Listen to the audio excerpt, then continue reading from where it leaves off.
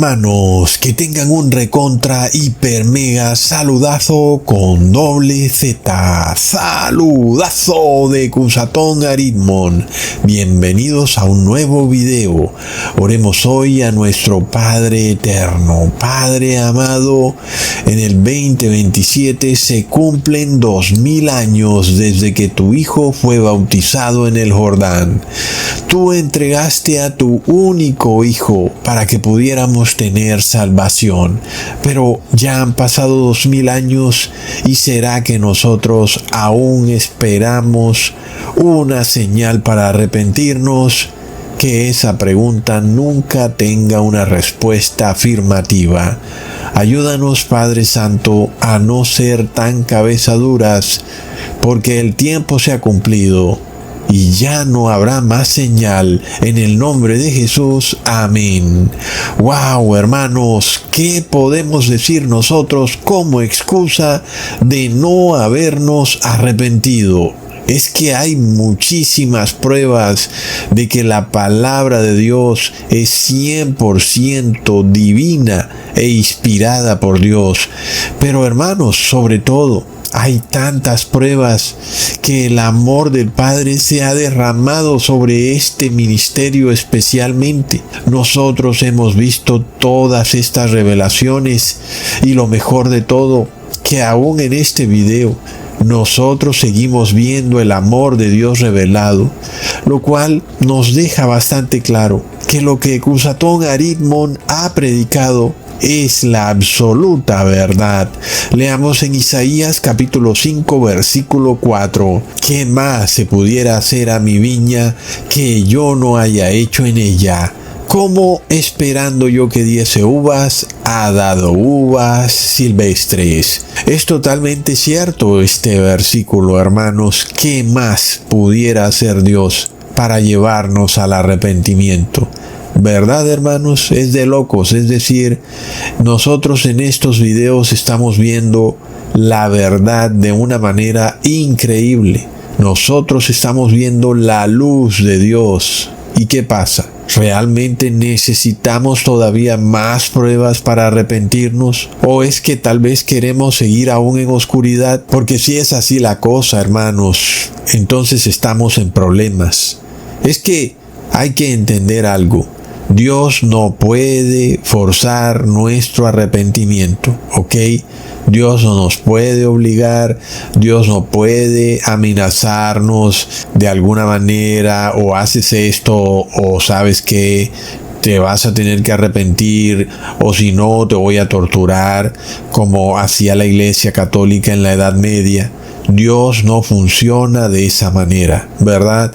Dios desea que tú libre y voluntariamente te arrepientas y decidas guardar los mandamientos de Dios.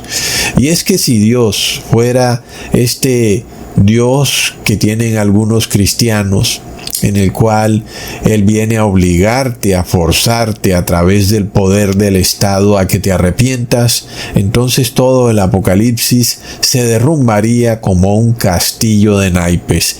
Porque cuando nosotros leemos el Apocalipsis vemos claramente que el demonio, quien se hace pasar por Dios, quien se sienta en el templo de Dios como si fuera Dios, es aquel que quiere obligarte, no solo a ti, sino a toda la humanidad, a hacer ritos religiosos que tienen apariencia de cristianismo, pero obligándote a obedecerlos de forma forzada. Y eso es totalmente opuesto al carácter de Dios. Hermanos, ¿acaso Jesús obligó a alguno de sus apóstoles a permanecer a su lado? ¿Acaso nosotros leímos a Jesús diciéndole al apóstol Pedro, o te quedas aquí o ya verás cómo te voy a dar un puño? No, ¿verdad, hermanos? Varias veces inclusive Jesús les preguntó a sus discípulos voluntariamente, oigan, ¿quieren quedarse o se quieren ir? Porque muchos de sus seguidores voluntariamente dejaban de seguirlo. Y Jesús les preguntó a los apóstoles, ¿y ustedes también se quieren ir? Entonces Jesús nunca hizo como hoy nosotros vemos que ciertos líderes cristianos quieren hacer, por ejemplo en el caso de Donald Trump, quien dice que no le gusta que las iglesias estén vacías y que va a hacer algo al respecto, es decir, que Trump pretende pasar un decreto donde tú seas obligado a adorar a Dios, obligado a asistir a una iglesia en domingo, obligado a hacer una oración a Dios. Es de locos porque Jesús jamás hizo eso, ¿verdad, hermanos? Eso lo hacen los hombres, lo hacen las religiones corporativas masónicas, y así sabemos que son falsas religiones, porque para Jesús toda decisión que tomaran sus discípulos debía ser libre y voluntaria. Aquellos que quisieran quedarse a su lado lo debían hacer de forma tranquila, de forma totalmente voluntaria. Y también vimos a los hipócritas, a quienes seguían a Jesús por los panes y los peces, por los milagros, ¿verdad? Esos tarde o temprano terminaron huyendo o terminaron traicionando a Jesús. Leamos en Romanos capítulo 5 versículo 8. Mas Dios muestra su amor para con nosotros en que siendo aún pecadores, Cristo murió por nosotros. Así es, hermanos, Jesús lo dio todo por nosotros. Por eso Dios demanda también de nosotros lealtad absoluta. Y la lealtad queda revelada en nuestra obediencia a la ley de Dios, sin que quede por fuera ni una tilde ni una sola coma de la ley. Por eso, cuando decidimos ser obedientes a la ley de Dios, es ahí, en ese momento, en el que decidimos seguir verdaderamente a Jesús. Sin embargo, si nosotros no guardamos la ley de Dios en tiempos de abundancia, ¿acaso pensamos que la vamos a guardar en tiempos de escasez o de aflicción? Hermanos, la respuesta a esa pregunta es un rotundo no, ¿verdad? Lo que no se practica con esfuerzo y perseverancia, no lo vas a poder lograr de un día para otro. Y si desde hoy tú no empiezas a construir un carácter fuerte en cuanto a la obediencia estricta a la ley de Dios, tengo malas noticias para ti. Cuando te agarre la dificultad con ese carácter débil, lo único que va a ocurrir es que vas a volver a violar la ley de Dios como siempre lo hiciste en el pasado, ahora con una pequeña diferencia o tal vez muy grande, y es que la decisión final ya será tomada, es decir, tu tiempo de intercesión de repente acabó. Como impío ya no tendrás más opciones para arrepentirte. Tal vez tú podrás seguir manteniendo tu apariencia hipócrita de este cristianismo falso que hay aquí en la tierra, pero en el cielo tu caso habrá quedado cerrado para siempre y solo te espera ser arrojado al lago de fuego, donde recibirás la segunda muerte. Hermanos, yo me asombro que aún entre nosotros hay personas jugando con su salvación eterna. Pero si estas personas en algún momento pensaron que este ministerio era cierto tipo de canal de conspiraciones, cualquier día, ustedes que no se quieren arrepentir, se van a encontrar con que van a ser expulsados de este ministerio para siempre. Qué lamentable, hermanos. Leamos en Miqueas capítulo 6, versículo 3. Pueblo mío, ¿qué te he hecho o en qué te he molestado? Responde contra mí. Bastante simple lo que Dios pregunta, ¿verdad, hermanos? A veces Dios razona con el hombre literalmente en una manera que el hombre no tiene opción de responder con algo que no sea cierto. ¿En qué nos puede ofender a nosotros la ley de Dios como para no guardarla? ¿Qué tiene de malo la ley de Dios? ¿O será tal vez que nos ofende porque no nos permite practicar la codicia, la lujuria, o tener placer sin sentido, o la idolatría? Pero si eso llegare a ser cierto, yo pregunto, ¿será que esos pecados son mejores que la vida eterna, o de tener en esta vida la tranquilidad de que Dios te cuida como la niña de sus ojos. Y si tú piensas que es mejor el placer, la codicia, la lujuria, que obtener la vida eterna o que tener la protección de Dios, entonces vete hacia el mundo y que el mundo te tome y que haga contigo lo que quiera, porque el mundo sí que es traicionero. Y es el único camino que le queda a alguien que ha despreciado este regalo que Dios nos da. Un regalo además comprado con la preciosa sangre de Cristo. Dios nos entrega la salvación eterna y al mismo tiempo nos revela lo que costó obtener esa salvación eterna para nosotros. Costó sangre, sufrimiento, dolor y lágrimas. Parece que fue un costo bastante alto para Dios y de repente nosotros estamos dispuestos a cambiarlo por un plato de lentejas. Es de locos, hermanos, es una terrible ironía. Es como si cambiáramos oro por basura. ¿Verdad que nadie haría eso? Miremos esto, hermanos. Ustedes han visto cómo en videos pasados les probé la genealogía de Mateo y pudimos comprobar que es perfecta.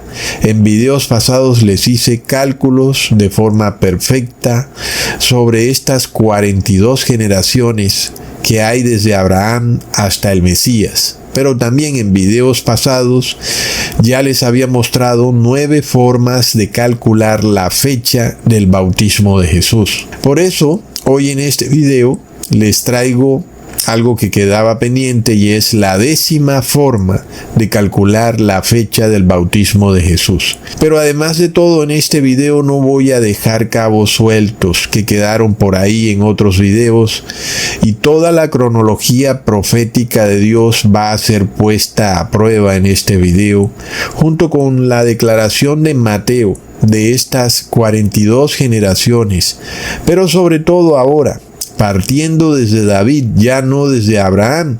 Entonces ya serían solo 28 generaciones que habrían desde el rey David hasta el Mesías, un cálculo que quedó pendiente en los videos pasados y que no hicimos. Recordemos entonces, hermanos, de nuevo que en el video pasado yo les había revelado cuánto tiempo ha transcurrido desde Adán hasta el Mesías, de manera que calculamos que han pasado exactamente 4.194 años, no como lo había calculado el señor William Miller, que él obtuvo un resultado de 4.157 años que van desde Adán hasta el Mesías. Sin embargo, de nuevo, habían quedado por ahí varios cabos sueltos de parte nuestra. Así que empecemos leyendo lo que dice Mateo de nuevo en el capítulo 1, el versículo 17, de manera de que todas las generaciones desde Abraham hasta David son 14, desde David hasta la deportación a Babilonia 14, y desde la deportación a Babilonia hasta Cristo 14. Es curioso que este pasaje bíblico tenga el número 17, ¿verdad, hermanos? Ok, pero miremos que nos había quedado faltando precisamente este cálculo que va desde David hasta la deportación a Babilonia, que son 14 generaciones, así como también desde Abraham hasta David, que también son otras 14 generaciones. Pero también podemos ver que desde David hasta el Mesías hay 28 generaciones. Así que es un cálculo bastante importante, primero porque es la confirmación absoluta, perfecta e inquebrantable de que la Biblia es indudablemente la palabra de Dios, aunque ya nosotros lo probamos de manera increíble en los cálculos matemáticos que hicimos en los 2 videos pasados. Como ya les había dicho, Ecusatón da prueba matemática de lo que dice, cosa que no ocurre con los otros pastores, con los otros sacerdotes, curas, agoreros, brujos, budistas, los que aman a la madre tierra, etcétera, ninguno de ellos da prueba matemática. ¿Y por qué? Porque no son personas fundamentadas en la verdad bíblica. Son en realidad profetas de Baal, aunque se disfracen de ángeles de luz o de ministros de justicia, ¿verdad, hermanos? Sin embargo, de nuevo, en el video pasado, no hicimos este cálculo importante que es el que va desde el rey David hacia el Mesías. Además, había otro punto que quedaba pendiente. La cronología de William Miller estaba basada solo en un periodo que va desde el año 1 hasta el año 4157, mientras que la de Cusatón Aritmon está basada en el año 4194. Y eso significa que si yo tomo ese año 4194 y empiezo a restarle la cronología y voy desde el Mesías hasta Adán, pues todas las fechas se me van a cambiar. Alguien dirá entonces que todos los cálculos que hice en los videos pasados no pueden ser ciertos, ¿verdad? Cosa que nosotros sabemos que no puede ser así porque los cálculos son demasiado contundentes, pero basándonos específicamente en la cronología que nosotros estamos presentando, pues puede haber de repente esa discrepancia, porque William Miller tiene 4157 años desde Adán hasta el Mesías y Ecusatón tiene 4194 años desde Adán hasta el Mesías. Entonces, hermanos, nosotros podemos ver que Mateo nos da la clave en este versículo 17 y sobre todo en este versículo vemos al rey David como eje central de lo que él declara, ¿verdad? Y en esto podemos ver que es supremamente importante entonces lograr que podamos hacer el cálculo, no solo desde Abraham, sino también desde David, como lo vamos a hacer en este video, en todas las direcciones posibles, como para que no quede ya ninguna duda de nada, y también corroborar que los 4194 años hasta el Mesías son totalmente verídicos y vamos a corregir ciertos errorcillos que había en el cronograma o la cronología de William Miller, de manera de que ahora sí podemos tener nuestra propia cronología bíblica desde Adán hasta el Mesías, lo cual es de locos, hermanos. Entonces yo me pregunto una cosa: ¿cómo fuera posible que nosotros podamos obtener tal exactitud en esta cronología bíblica? Inclusive podemos saber cuánto tiempo ha pasado desde Adán hasta Jesús, pero además nosotros podemos ver que todo va a encajar de forma perfecta desde David hasta el Mesías, y eso realmente es imposible que pueda ocurrir a través de la mano humana. Estamos viendo que esto tiene que ver con una cronología que va a través de el tiempo de vida de cada ser humano que aparece en la Biblia, y que luego esto se compagina con este versículo 17. Es decir, es realmente imposible que este libro llamado Biblia lo hayan escrito los humanos por decisión propia, hermanos. Totalmente obvio. Miremos entonces, hermanos, que es más probable que me caiga un rayo que la Biblia no sea escrita por mano divina. Es que es imposible realmente. La Biblia fue escrita por Dios a través de el puño y letra del ser humano, pero totalmente inspirada por Dios. Es algo que en este video y en los dos videos anteriores es imposible que alguien me lo refute, hablando inclusive en términos estadísticos y probabilísticos. Es que no hay manera, hermanos, de que se junten tantos hechos y eventos y vidas de personas aparentemente sin relación alguna, y que luego todo encaje en este cálculo que nos revela Mateo sobre estas 14 generaciones o 28 generaciones desde David hasta el Mesías. Imposible. Ahora, para hacer este estudio, de nuevo, yo parto de la cronología que hizo el pastor bautista William Miller, pero él solamente pudo contabilizar hasta el año 4157, lo cual lo llevó a una especie de errorcillo que ya vimos en videos pasados, donde él pensó que el mundo se acabaría en el año 1843, año en el que se cumplirían los 6000 años de la historia de este mundo. Y bueno, hermanos, nosotros hoy podemos ver que evidentemente el hombre se equivocó. Tal vez en aquellos tiempos de alguna manera ellos no podían ver ciertos errores que tenían en su cronología, ¿verdad? Tal vez la información no estaba tan fácilmente asequible como hoy en día, pero hoy nosotros sí tenemos una tremenda claridad. Es decir, hermanos, a nosotros nadie nos puede refutar. Nosotros ahora sí tenemos la cronología de Dios perfecta. Y luego la comprobamos con lo que dice Mateo, que desde Abraham hasta el Mesías habrían 42 generaciones, y luego también que desde David hasta el Mesías habrían 28 generaciones.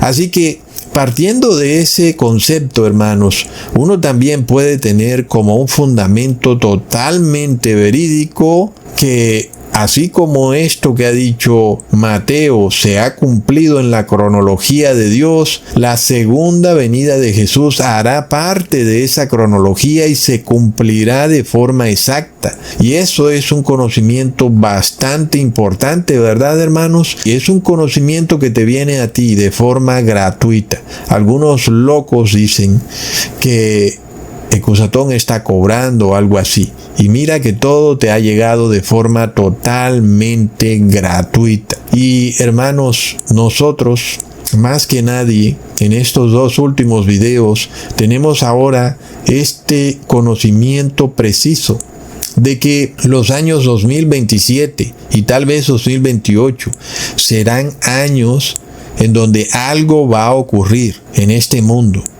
Y eso va a cambiar rotundamente la historia de todo, hermanos. Ahora, no olvidemos de nuevo que para este cálculo, Ecusatón reveló una pequeña situación que estaba un poco escondida, que es el hecho de que cuando Mateo dice que desde Abraham hasta David, o desde David hasta la deportación de Babilonia, Mateo, al hablar de Abraham o de David, no se refiere precisamente al año en que Abraham o David fueron engendrados. Es decir, que no se refiere específica y literalmente al año en el que Abraham o David nacieron, ¿verdad, hermanos? Sino que Mateo se refiere a acontecimientos que ocurrieron en la historia de la nación de Israel, a los cuales Mateo llamó Abraham o David, y que en ese momento para los estudiosos, para los rabinos, para quien estudiaba la Torá, pues ellos lo podían entender claramente qué significaba eso de Abraham o David. Hoy para nosotros estaba un poco oculto, pero ahora Ecusatón te lo ha revelado. Entonces aquí hay otro punto curioso. Nosotros al mismo tiempo estamos desarrollando esta cronología divina desde Adán hasta el Mesías en dos mediciones de tiempo. La primera medición es según la cronología hebrea, ¿verdad? Esta cronología es la que va calculando desde el año 1 hasta el año 4157, que es en el Mesías, ¿verdad? Y luego tenemos a nuestra cronología occidental, que es un poco más confusa, porque esta tiene año 0 y tiene antes de Cristo y después de Cristo, y entonces hay que restar y a veces hay que sumarle un año a la cronología, y bueno, se hace un poquito más confuso, pero lo interesante de todo es que luego ambas cronologías cuadran perfectamente, lo cual hace que todo esto sea aún más impresionante, ¿verdad, hermanos? Es decir, imagínate la probabilidad de nuevo de que todas estas historias de estas personas, de cuándo nacieron algunos, de cuándo fueron reyes y todos esos periodos de tiempo, todos confirmen lo que dice Mateo, pero luego eso se confirme también en cronología hebrea y en nuestra cronología occidental. Eso es todavía más impresionante, es decir, realmente uno se queda sin palabras. Entonces, hermanos, empezando por el caso de Abraham, del cual partimos en el video pasado, nosotros recordemos que cuando Mateo habla de Abraham, él se refiere al evento en el cual Abraham sale de la tierra de Harán, y eso ocurrió en el año 2084. Si a eso le sumamos los 430 años que duró el Éxodo, eso nos lleva al año 2514 en el calendario hebreo. Y como estamos calculando el tiempo desde Abraham hasta el Mesías, le sumamos las 42 generaciones que tienen cada una 40 años, y eso corresponde a 1680 años, más los 2514 que ya habíamos calculado, eso nos lleva hasta el año 4194 del calendario hebreo. De manera que ahí detectamos el error de William Miller. Un momentico, ¿qué pasa aquí? A William Miller le da el cálculo en el año 4157, a nosotros nos está dando en el año 4194. Hay un error clave, ¿verdad, hermanos? Nosotros, sin embargo, pudimos corroborar que haciendo nuestro cálculo todo nos daba perfectamente, es decir, que no podía haber error en nuestra parte, ya que al tomar las 42 generaciones, que son 1680 años, y le sumamos los 430 años de la duración del Éxodo, eso nos da 2110 años, y si eso se lo restamos al año 2084, eso nos da el año 26. Pero como pasamos por el año 0, eso nos da el año 27 después de Cristo, precisamente el año en que Jesús es bautizado, que es lo que Mateo llama el Mesías. De forma de que sí pudimos comprobar esta gran exactitud de la genealogía de Mateo, que Mateo nunca se equivocó, que antes, por el contrario, Mateo nos dejó esto aquí justo para que Cusatón lo pudiera descifrar y pudiera revelarse al mundo o a quienes les interese, ¿verdad? Porque desafortunadamente vivimos en tiempos donde las personas están muy ocupadas viendo Netflix o jugando videojuegos, mientras que aquí estamos haciendo cálculos y damos prueba matemática de la verdad bíblica de forma histórica, porque estos son cálculos que nunca jamás nadie, pero nadie había hecho, hermanos. Entonces, si tú eres observador, como ya había dicho al principio del video, pues tienes que preguntarte qué pasa con esta pequeña discrepancia, en donde para mí ahora el cálculo me daba que el Mesías se había bautizado a los 4194 años, mientras que a William Miller le daba a los 4157 años, lo cual significaba que si yo empezaba a restarle las edades de los reyes persas a esos 4194 años y seguía bajando, restando en la cronología, lo que ocurriría luego es que todas las fechas de inmediato iban a cambiar. En dicho caso, entonces, el año 2084 dejaría de ser el año 2084, es decir, dejaría de ser el año en que Abraham salió de la tierra de Harán y se convertiría en el año 2136, y luego también los milenios que habíamos usado para calcular también la fecha del fin de este mundo, o por lo menos la fecha en la que caería sobre este mundo la lluvia tardía. Entonces esos milenios tampoco serían ya los mismos, porque a medida que voy restándole a la cronología hasta llegar hasta Adán, inclusive al llegar a Adán, pues la cronología no me da hasta el año 1, sino que me da en el año 52, lo cual me revela que efectivamente hay un error y que ese error debe corregirse dentro del cronograma o dentro de la cronología bíblica para nosotros poder hacer el cálculo de el rey David hasta el Mesías. Y luego está otro punto clave, que en este caso, si nosotros fuéramos a buscar un acontecimiento que representara a David, tendríamos que mirar en el año en el cual Samuel el profeta murió o dejó de gobernar Israel. Y en este caso, según lo que dice William Miller, sería en el año 1106. Pero si nosotros fuéramos a tomar ese cálculo para determinar qué periodo de tiempo se abarca desde David hasta el Mesías, y lo tomamos como el inicio del cálculo, ese año 1106, entonces tampoco cuadra, ¿verdad, hermanos? Nosotros tomamos el año 27 después de Cristo y le restamos las 28 generaciones desde David hasta el Mesías, y eso nos da 1093. Pero como pasamos por el año 0, eso nos da 1094. Y luego si le restamos el año 1106 al año 1094, eso nos da el siglo XIII después de Cristo. Y eso no concuerda en lo absoluto con el año 27 después de Cristo. Así que ahí tenemos otro problema que nos impedía calcular las 28 generaciones que hay desde David hasta el Mesías según Mateo. Entonces no olvidemos que en el video pasado ya yo les mostré las verdaderas edades de los reyes persas y ese video fue muy importante. Y ahora pues ya ustedes teniendo el conocimiento de ese video, pues nosotros podemos proceder a corregir los errores que tenía William Miller en su cronología sobre los reyes persas, porque bueno, ahí sí él tenía algunos errores y también tenía duraciones de gobierno que estaban mal en la cronología de William Miller. Así que yo procedí a hacer eso, corregí la duración que él tuvo sobre el rey Xerxes, que él tenía, que sería 13 años de gobierno, pero que en realidad fueron 21 años de gobierno. También introduje al rey Esmerdis en la cronología, la cual tampoco aparecía en sus cálculos, y así también corregí el tiempo en que duró el gobierno del rey Jehoram, en el cual William Miller decía que fueron apenas 5 años, pero que en realidad fueron 8 años.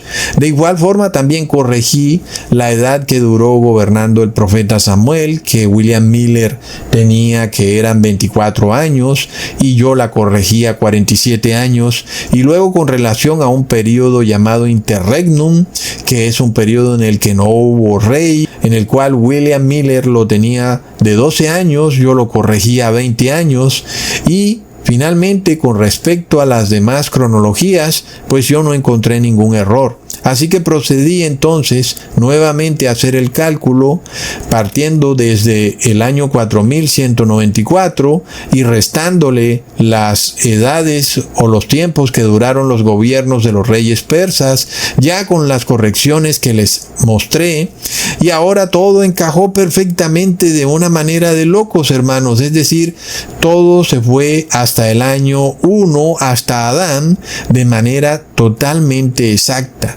Y siendo así, entonces, ahora sí tenemos que desde Adán empieza el año 1 y hasta el Mesías tenemos el año 4194. Es decir, nuestra cronología está totalmente perfecta, esbozada, desde Adán hasta el Mesías. Es una cosa de locos, hermanos. Jamás, nunca alguien había hecho este cálculo, hermanos. Entonces, nosotros también vemos algo que es supremamente interesante, y es que estas correcciones que yo hice no modificaron los milenios que habíamos usado en los videos pasados para calcular el tiempo en el cual los días serían acortados. ¿Verdad, hermanos? Supremamente importante, porque a quien recuerde el video pasado o los videos pasados tendrá que decir, caramba, pues si se modifica algo en esta cronología, de repente esos milenios que fueron usados para reducir o acortar los días ya no podrían usarse porque también se cambiarían. Pero resulta que todos estos cambios se hicieron solo después del tercer milenio, razón por la cual ni el primero ni el segundo milenio fueron modificados, todos quedaron exactamente iguales. Por lo tanto, es una cosa de locos, hermanos. Sin embargo, todavía quedaba o restaba por hacer la prueba de fuego, de la cual nos dice Mateo que desde David hasta el Mesías hay 28 generaciones. Y entonces, hermanos, ahora sí procedemos a hacer este cálculo y que debe darnos de forma precisa, con base en los tiempos que tenemos, ¿verdad, hermanos? Recordemos que el Mesías fue bautizado en el año 27 después de Cristo. Si a eso le restamos las 28 generaciones hasta David, eso nos lleva al año 1093, pero como pasamos por el año 0, eso nos lleva al año 1094. Ahora, como ya sabemos, este año no concuerda con el nacimiento de David. Este año concuerda con un evento ocurrido en la nación de Israel. Y este evento, por tanto, debe implicar también un cambio de paradigma, algo que ha ocurrido que es importante en la historia del pueblo hebreo. Y este cambio, por tanto, es el fin de este periodo que inicia con los jueces, con los 70 ancianos y que luego sigue Otoniel, etcétera, y finaliza entonces con el profeta Samuel cuando él muere. Entonces es desde ahí, en ese periodo, que nosotros hacemos este cálculo. Quiere decir que es ahí cuando Mateo se refiere a David, cuando muere Samuel. No cuando nace David, sino cuando muere Samuel. Así que habiendo hecho estos cambios en la cronología de los reyes persas, nosotros vemos que el periodo cuando muere Samuel cae en el año 1120. Si le restamos 1120 a los 1094 que ya teníamos, eso nos da 26 después de Cristo, pero como pasamos por el año 0, eso nos da 27 antes de Cristo. Hiper, mega, recontra, plop. Entonces vemos, hermanos, que estas correcciones que hemos hecho son totalmente certeras, porque nosotros ahora sí podemos tomar el año que coincide con un cambio en el cual ahora Jerusalén o Judá estaría gobernada por reyes y ya no por profetas o jueces, y que ahora nos coincide el año 1120, cosa que no pasaba con la cronología de William Miller, en la cual él tenía un año pues que nos terminaba dando un resultado erróneo, el cual era el año 1106. Entonces vemos que estábamos totalmente perdidos con esa cronología. Habiendo ahora sí hecho los cambios pertinentes, entonces ahora tenemos el año correcto de 1120 para restárselo a las 28 generaciones que hay desde David hasta el Mesías, y ahora sí llegamos precisamente hasta el año 27 antes de Cristo. De locos, hermanos. Ahora, como aquí hicimos el cálculo con la cronología occidental de antes de Cristo, después de Cristo, ahora vamos a hacer el cálculo con la cronología hebrea de los 4194 años. Pero primero hagamos el cálculo con los 4157 años de William Miller. Miremos esto: las 28 generaciones que hay desde David hasta el Mesías dan 1120 años, que al restarle los 27 después de Cristo, eso nos da 1094 años, sumándole el año 0. Si a ese número le restamos los 4157 años que decía William Miller que habían hasta el Mesías, eso nos da 3063 años. Si eso se lo restamos a los 3051 años, donde según William Miller decía que iniciaba el periodo de los reyes, eso nos da 12 años. Plop. Entonces la cronología no cuadra. Ahora sí vamos a usar nuestra cronología. Tomemos los 4194 años y le restamos los 1094 años de las 28 generaciones. Eso nos da el año 3100. Si a eso le restamos el año que corresponde al periodo en que el profeta Samuel muere, que es el año 3074, eso nos da 26 después de Cristo.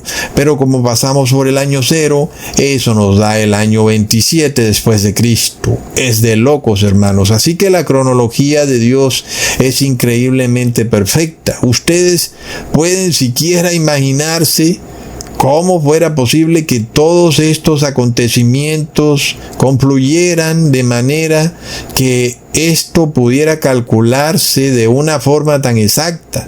Es decir, miremos cómo Dios tuvo que cuadrar las edades de los reyes, de los profetas, de los jueces, de Adán, de Set, es decir, de cantidades de personas que fueron falleciendo de siglo en siglo, de milenio en milenio, para que todas estas matemáticas pudieran cumplirse de forma perfecta. Es decir, es imposible, hermanos. Por eso yo pienso, ¿qué más señal pudiera querer alguien de que la Biblia de Dios es divina? Porque nosotros estamos dando prueba matemática. Es decir, aquí no estamos en habladuría. Nosotros hemos decodificado la Biblia y hemos encontrado matemáticamente que es un libro hecho por la mano de Dios.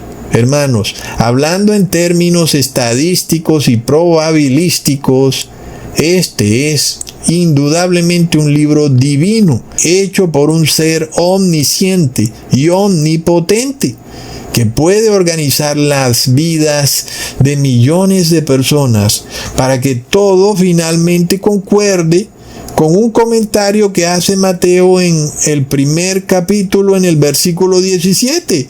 Por eso nosotros no podemos tener dudas, hermanos. La segunda venida de Jesús será igual de precisa. Tendrá que estar de acuerdo con esta cronología de forma ultra perfecta. Esto es como un reloj profético y cronológico. Aquí no hay espacio a errores, hermanos. Todo se dará de forma exacta. Y este es un conocimiento de locos, hermanos. Ustedes saben ya que vamos hacia el 2027 y al 2028. 2 años en el que algo va a ocurrir. Ahora, hermanos, vamos a probar todo lo que aún no habíamos probado en videos pasados, de manera de que no queden cabos sueltos. Todo va a quedar probado en un 100%, ¿verdad? Toda la cronología será confirmada y les recuerdo que esto será parte de mi 7º libro, el cual aún no le he puesto nombre y que, bueno, pronto lo anunciaré y ya saben que se los voy a entregar gratuitamente para que lo descarguen.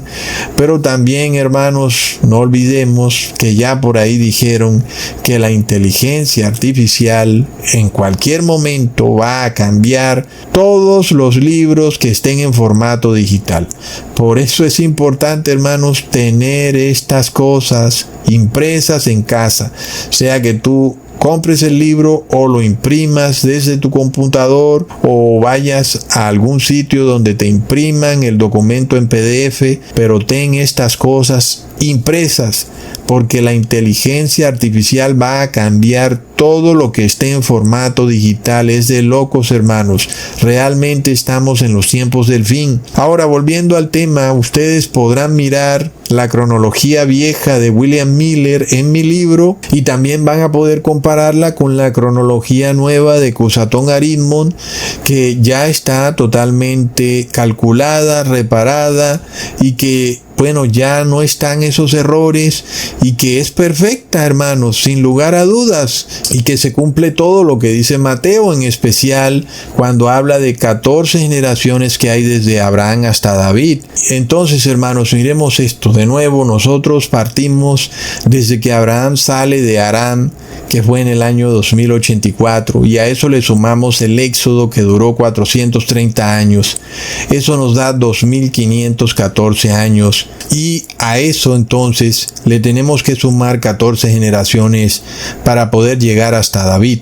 Ya sabemos que cada generación tiene 40 años y eso nos da 560 años. Si le sumamos 2514 a los 560 años, eso nos da 3074 años, que es exactamente el año en que finaliza el periodo de gobierno del profeta Samuel. Es decir, que aquí ya estamos calculando las 14 generaciones que hay desde Abraham hasta David, ¿verdad? Y nos da preciso, hermanos, de forma impresionante. Es increíble la exactitud, pero más increíble que estos cálculos no hayan sido hechos por rabinos, ni por el Sanedrín corporativo y masónico del siglo XXI, porque ellos están bailando con una fruta en cada mano y con un mantel en la cabeza. ¡Plop! Y ustedes saben por qué ellos no quieren hacer estos cálculos, y es porque prueban que Jesús es el Mesías. Hermanos, no hay lugar a dudas. Lo estamos probando matemáticamente. Jesús vino a esta tierra, hermanos. No hay lugar a dudas. La historia de Jesús es totalmente verídica y estamos dando prueba matemática. Y por eso estos rabinos no quieren hacer estos cálculos. Mucho menos los quieren hacer los sacerdotes católicos, quien para ellos Jesús es el Papa de Roma. Y por supuesto, ellos están muy ocupados en sus estrategias políticas, criticando a gobernantes y presidentes, instigando al bando azul, y otros sacerdotes están instigando al bando rojo, todo para que el Papa de Roma siempre esté en la cúspide del poder, porque él es el Vicarius Filii Dei, o aquel que viene en reemplazo del Hijo de Dios. Es de locos, hermanos. Entonces, por supuesto, ellos no quieren hacer este cálculo. Los pastores evangélicos de la religión que sea, ya sean adventistas, testigos de Jehová, tampoco quieren hacer este cálculo porque están muy ocupados en sus logias masónicas, calculando cuánto tiempo gira Mercurio alrededor de esta tierra. En fin, hermanos, es de locos. Así que ellos tampoco quieren hacer el cálculo. Pero nosotros ahora vamos a calcular las 14 generaciones que van desde David hasta la deportación de Babilonia. Y luego lo vamos a enlazar con el último cálculo que ya nosotros conocemos de hace mucho tiempo, que es el que va desde la deportación a Babilonia hasta el Mesías. Este cálculo ya lo conocemos, el que no conocíamos es este que es desde David hasta la deportación de Babilonia. Ahora, aquí es donde de nuevo hay que enfatizar que Mateo usa un lenguaje un poco simbólico, y cuando él habla de Abraham o de David no se refiere específicamente o literalmente al nacimiento de Abraham o de David. Y lo mismo también ocurre cuando él habla de la deportación a Babilonia. No se refiere exactamente a la deportación o al momento exacto en que ocurre la deportación a Babilonia. Entonces, hermanos, este punto es clave para uno entender o hacer estos cálculos. Así que partiendo de ese conocimiento, nosotros dividimos lo que dice Mateo en 3 partes. Entonces vemos que primero habla de Abraham hasta David, y entonces uno puede ver que Abraham no era rey, sin embargo era el líder del pueblo, y el profeta Samuel tampoco era rey y sin embargo también era líder del pueblo hebreo. Y ese es un primer periodo de 14 generaciones. Luego, cuando él habla de David, entonces él va desde el primer rey, que es Saúl, hasta el último rey, que es el que vamos a mirar más adelante. Y luego, cuando él habla de la deportación de Babilonia, él habla de un periodo sin rey, y es un periodo en donde se reconstruye el segundo templo, hasta el Mesías, quien es el verdadero templo. Esta es la forma como Mateo estructuró esto de las 14 generaciones. Entonces, con base en esto, si nosotros nos vamos a centrar en las 14 generaciones que van desde David hasta la deportación de Babilonia, pues no podemos buscar exactamente la fecha en la que el pueblo hebreo fue deportado a Babilonia, sino que tenemos que buscar algo que ocurrió con el último rey que existió en Judá, ¿verdad, hermanos? Y aquí entonces es donde está la clave para hacer el conteo de estas 14 generaciones. Miremos entonces lo que dice Daniel en el capítulo 1, versículo 1 al 2. En el año tercero del rey Joacim, rey de Judá, vino Nabucodonosor, rey de Babilonia, a Jerusalén y la sitió. Y el Señor entregó en sus manos a Joacim, rey de Judá, y parte de los utensilios de la casa de Dios, y los trajo a tierra de Sinar, a la casa de su Dios, y colocó los utensilios en la casa del tesoro de su Dios. Ahí tenemos entonces el primer ataque del rey de Babilonia hacia Jerusalén, el cual ocurrió en el año 606 a.C. En ese momento Joacim fue quien sufrió ese ataque, pero él pudo seguir gobernando durante un pequeño periodo de tiempo en Judá. Y finalmente Joacim muere y luego sigue su hijo. Su hijo Joaquín sería entonces el último rey de Judá. Y es ahí, a partir del año en el que él es el último rey de Judá, desde donde nosotros tendremos que hacer el conteo del rey David, o de lo que Mateo dice que es David, que es desde cuando se instaura el primer rey en Judá hasta el último rey de Judá, que sería Joaquín. Leamos en Segunda de Reyes capítulo 23 versículo 36. De 25 años era Joacim cuando comenzó a reinar, y 11 años reinó en Jerusalén. El nombre de su madre fue Zebuda, hija de Pedaías de Ruma. Entonces de repente muere Joacim y ahora su hijo Joaquín toma el reinado, pero ni bien llevaba Joaquín 3 meses en el gobierno o en su trono, y de repente el rey Nabucodonosor llegó y atacó a Jerusalén. Leamos en Segunda de Reyes capítulo 24 versículo 10 al 12. En aquel tiempo subieron contra Jerusalén los siervos de Nabucodonosor, rey de Babilonia, y la ciudad fue sitiada.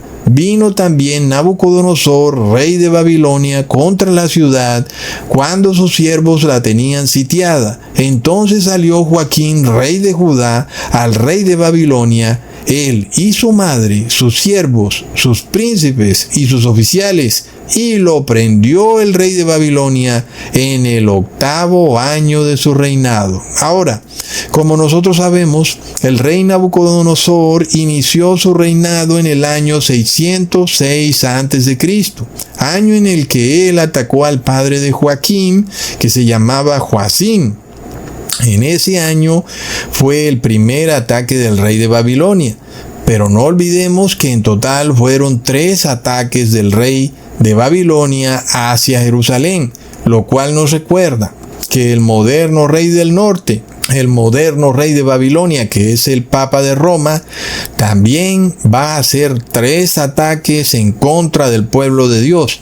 El primero que ya ocurrió, que fue desde el 2020 al 2023, cuando a nivel global se impuso el 666, aunque desde esa fecha ahora se sigue imponiendo a nivel regional, que finalmente nosotros vimos que fue la vacuna, y luego seguirían otros 2 ataques que son la adoración a la Trinidad y el reposo en domingo. Y en total se cumplirían los 3 ataques del rey de Babilonia en contra del pueblo de Dios en los tiempos finales. Ok, volviendo al tema, nosotros vemos que el segundo ataque del rey Nabucodonosor fue en el año 8º de su reinado. Así que si le restamos 606 a.C. menos los 8 años del reinado de Nabucodonosor, eso nos lleva al año 598.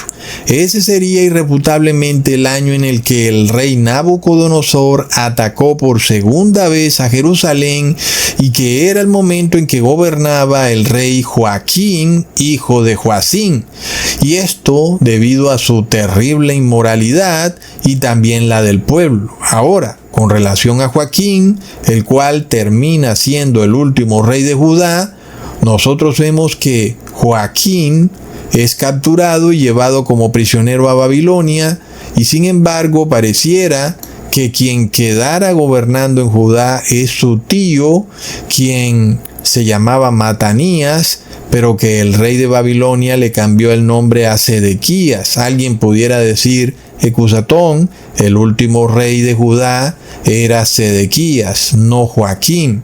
Sin embargo, recordemos que Sedequías muere en el tercer y último ataque del rey de Babilonia, el cual ocurre en el año 587 a.C., y quien sigue quedando vivo es Joaquín, quien termina entonces siendo el último rey de Judá que quedó vivo.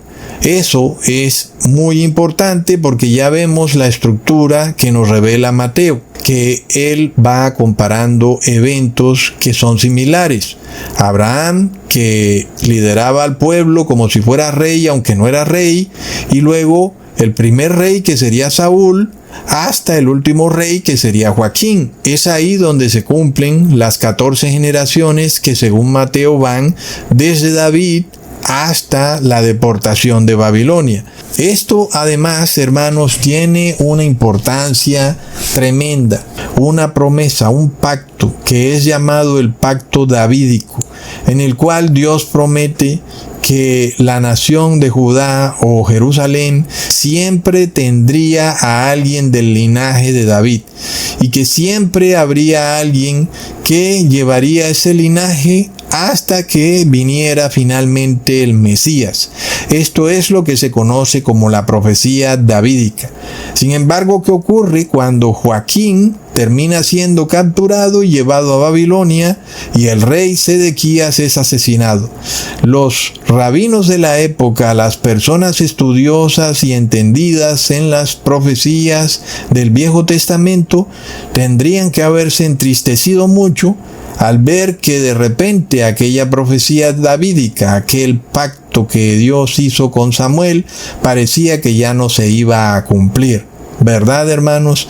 De repente cualquiera hubiera podido pensar, ¿qué linaje le puede quedar entonces a Judá si de repente el rey Joaquín va a morir preso ahí en el calabozo de Babilonia? Recordemos entonces el pacto davídico en 2 de Samuel capítulo 7 versículo 12 al 16. Y cuando tus días sean cumplidos y duermas con tus padres, yo levantaré después de ti a uno de tu linaje, el cual procederá de tus entrañas, y afirmaré su reino. Él edificará casa a mi nombre, y yo afirmaré para siempre el trono de su reino. Yo le seré a él padre, y él me será a mí hijo.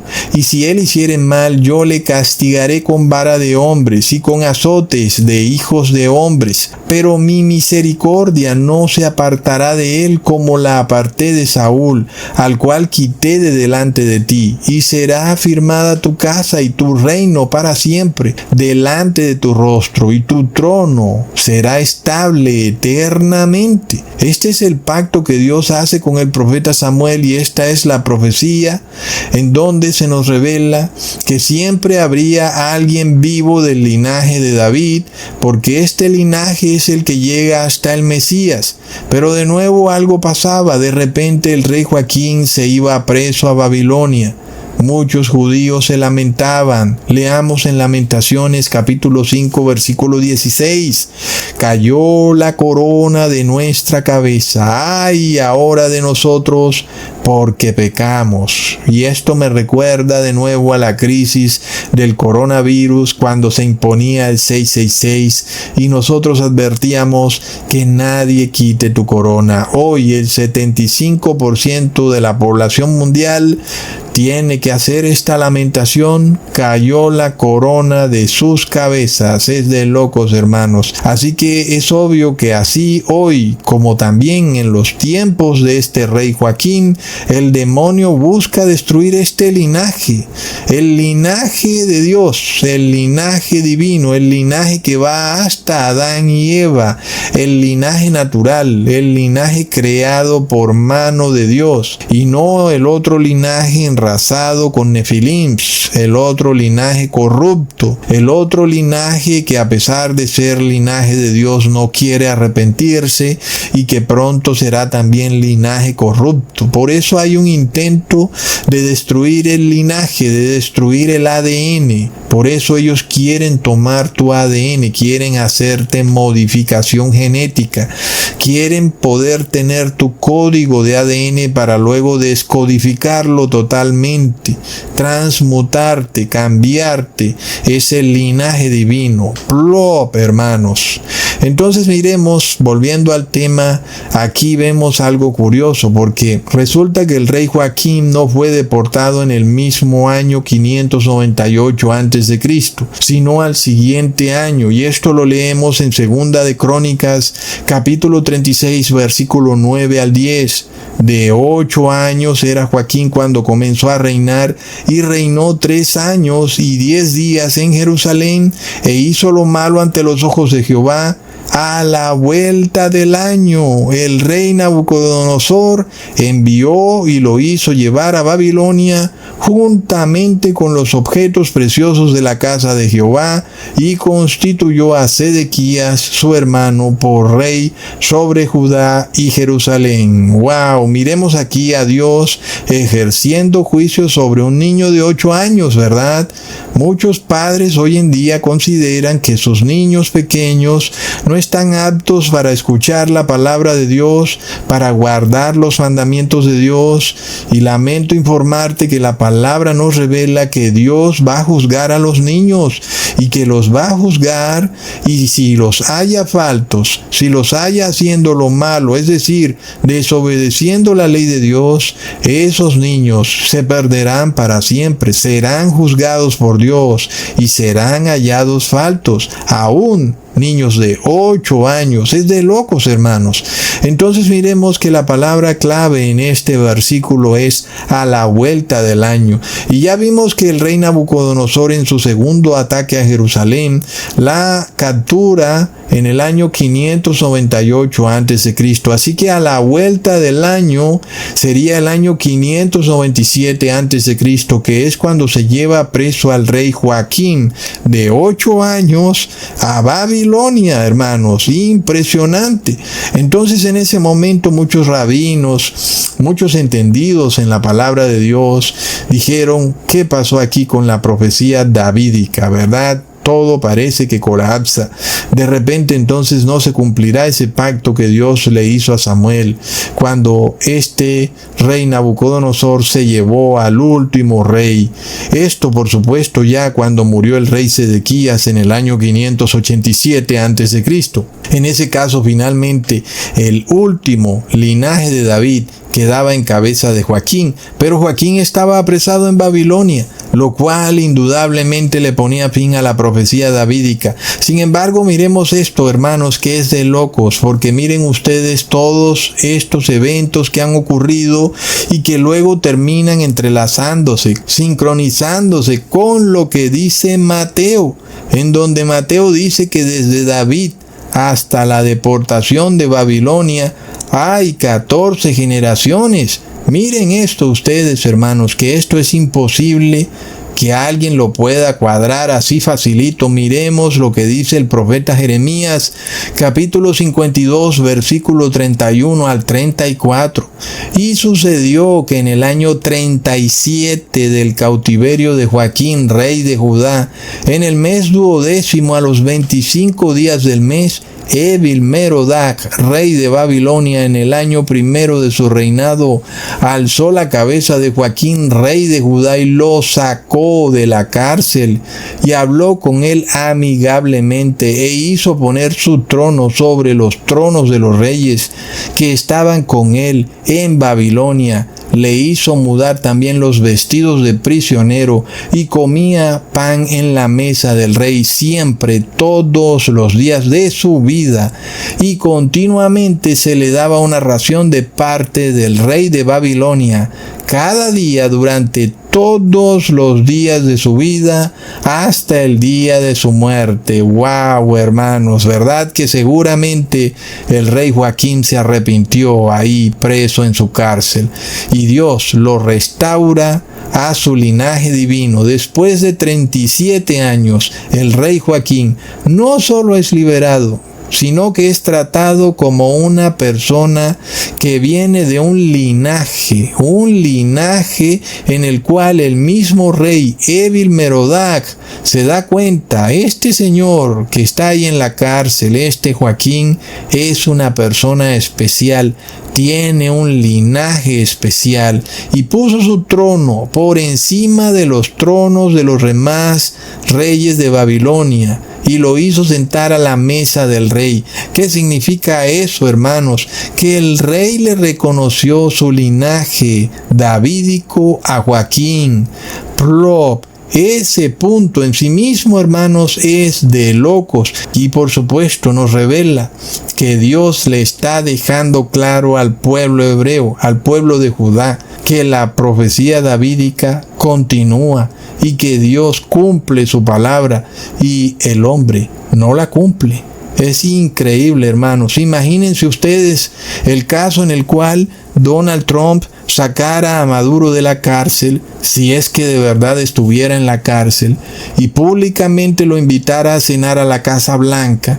Y uno tendría que pensar, caramba, bueno, entonces este Maduro tal vez realmente es una persona muy importante después de todo. Lo han sacado de la cárcel y ahora está comiendo con Donald Trump en la mesa en la Casa Blanca. Ya entonces no es el tal narcoterrorista o terrorista delincuente, como sea que lo quieran llamar hoy, ¿verdad, hermanos? ¿Será que esto de nuevo va a pasar con el pueblo de Dios, que va a ser perseguido, pero que de repente será restaurado a su linaje divino, a su linaje en donde los reyes de la tierra se arrodillarán ante el pueblo de Dios, ante los 144,000? Es tremendo, hermanos. Miremos entonces lo que dice el libro de Reyes. Leamos en Segunda de Reyes, capítulo 25, versículo 27.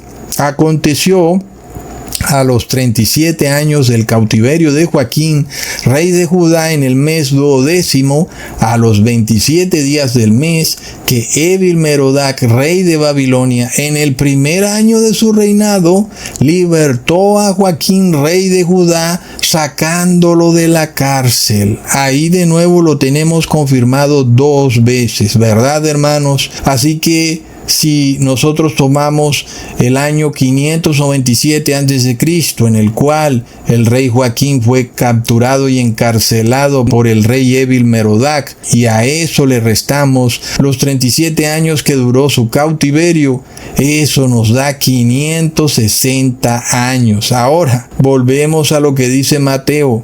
Desde David hasta la deportación a Babilonia, es decir, hasta que el rey Joaquín es liberado de la cárcel y reconocido como rey, hay 14 generaciones. Pero nosotros ya vimos que David no inicia con el nacimiento de David, sino que inicia cuando muere Samuel en el año 1120.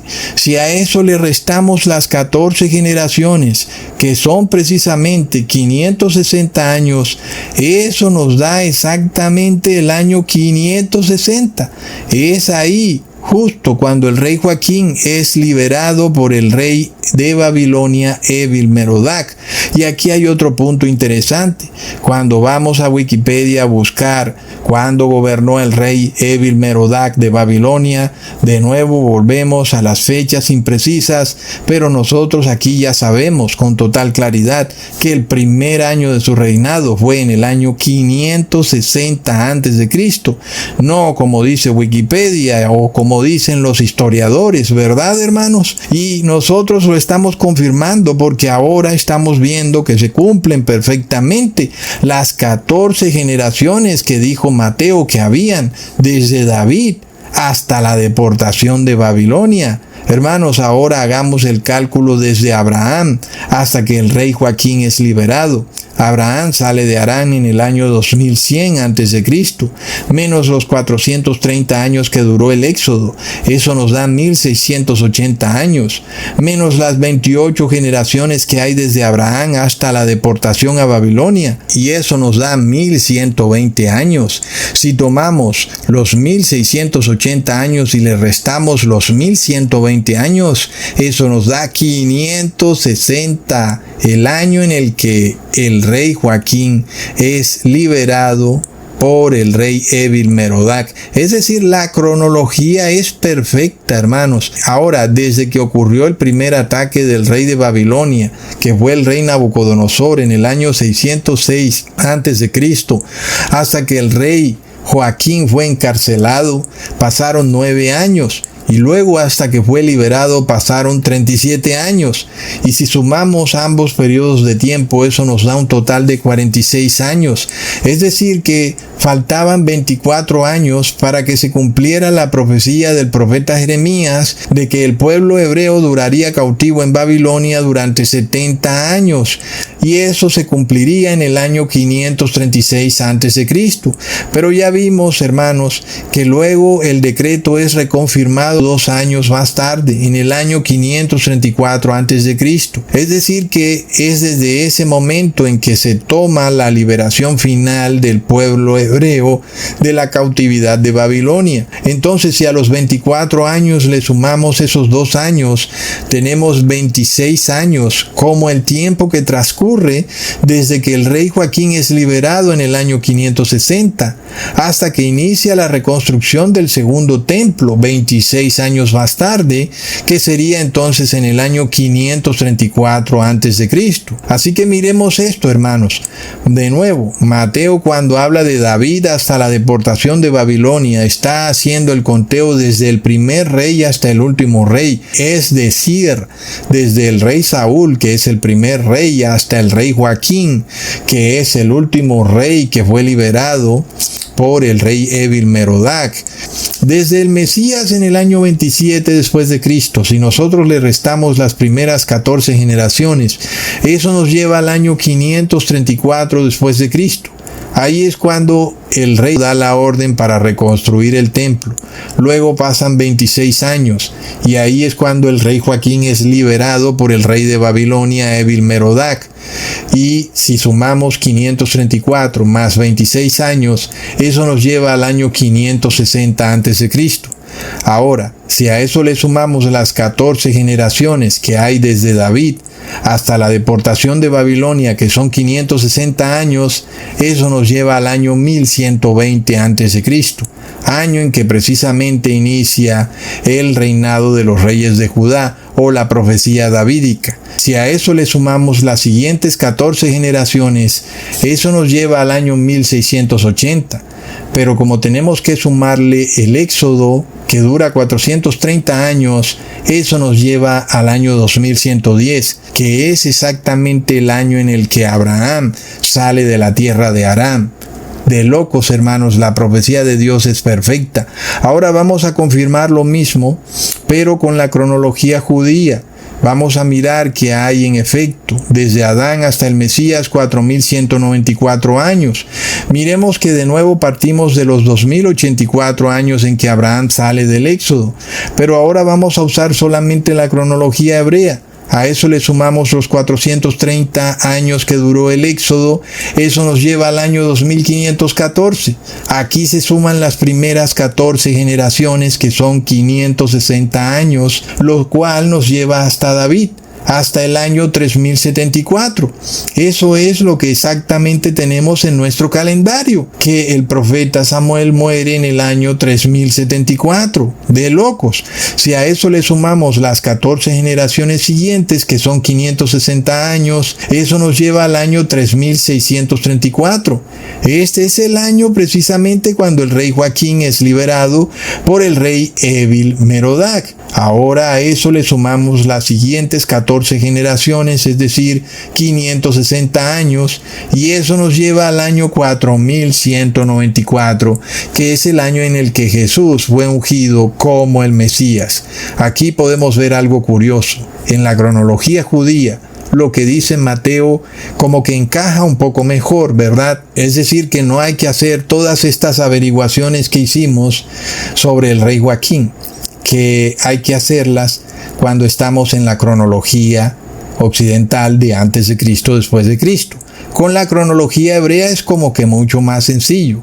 Simplemente las 14 generaciones desde el Mesías hasta la liberación del rey Joaquín, luego 14 generaciones desde la liberación del rey Joaquín hasta la muerte del profeta Samuel, y luego 14 generaciones desde la muerte del profeta Samuel hasta el fin del Éxodo. Luego le sumamos el Éxodo y llegamos a Abraham. Parece que en la cronología judía todo se entiende mucho más fácil.